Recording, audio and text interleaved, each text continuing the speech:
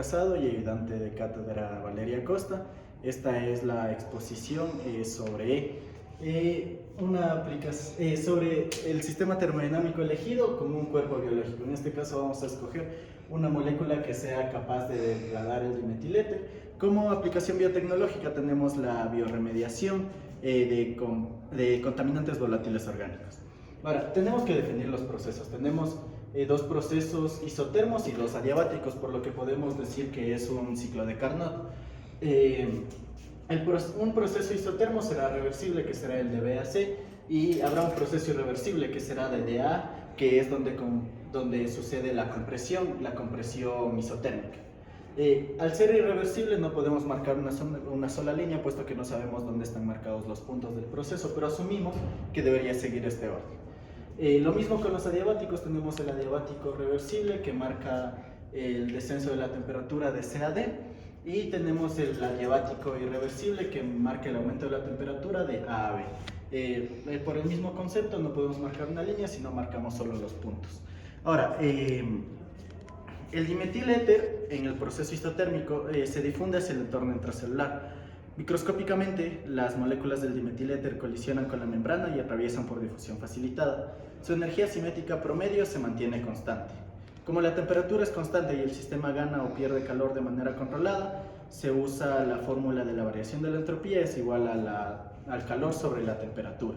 Ahora, en los procesos de irreversibilidad, esto ocurre debido a que hay fricción molecular, resistencia osmótica o pérdida de calor al medio, por lo que el proceso llega a ser irreversible y no podemos contabilizar todos los puntos, y solo podemos saber que la suma de la variación del sistema, de la variación de la entropía del sistema más la variación de la entropía del entorno, deben ser superiores a cero. Ahora, tenemos que asumir ciertas cosas para poder trabajar con esto.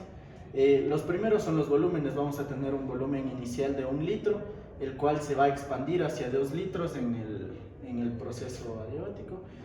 La temperatura del entorno, vamos a asumir una temperatura natural de 21 grados centígrados, pero como está en Kelvin sería 294.15 grados centígrados.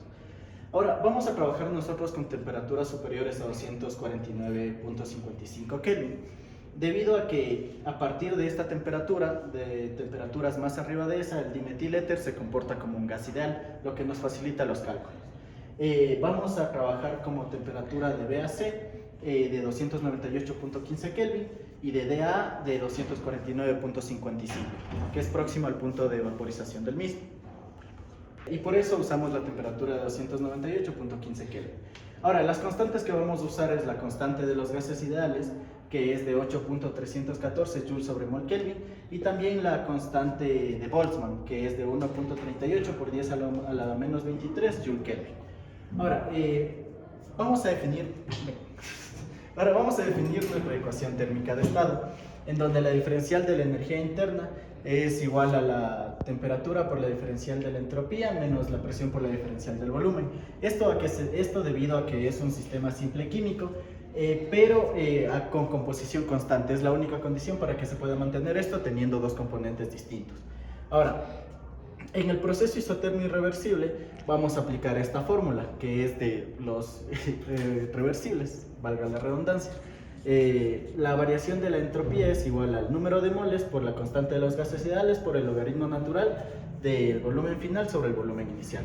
Después de reemplazar los datos, tenemos que nuestra variación de la entropía reversible en el proceso isotermo reversible es de 167.18 Joule Kelvin. Ahora, para calcular la probabilidad termodinámica a partir de esto, vamos a usar esta pequeña fórmula de aquí, la cual la vamos a despejar aplicando las leyes de los logaritmos y despejando.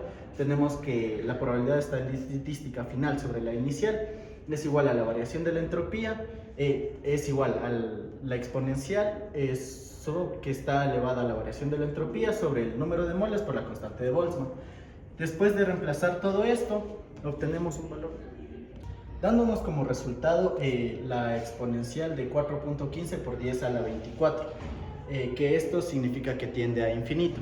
Esto se debe a que hay un número inmenso de nuevos microestados disponibles para la expansión isotérmica, tras la expansión isotérmica reversible, lo que indica un punto máximo de desorden. Ahora, para hacer el cálculo de la variación de la entropía en el punto isotérmico irreversible, sabemos que el calor es igual a la temperatura, la de BAC del proceso reversible, por la variación de la entropía del proceso reversible. Despejando datos tenemos este valor del calor, que es 49.827.13 joules. Ahora,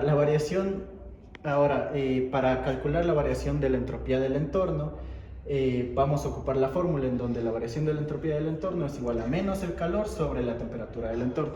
Despejando estos datos tenemos que la entropía del entorno, la variación de la entropía del entorno es menos 16,41 Joule Kelvin.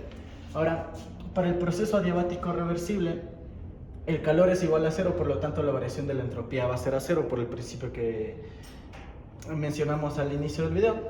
Entonces, nuestra probabilidad estadística también será Euler a la cero, que equivale a 1, lo que significa que no existe una variación y no existen nuevos microestados posibles.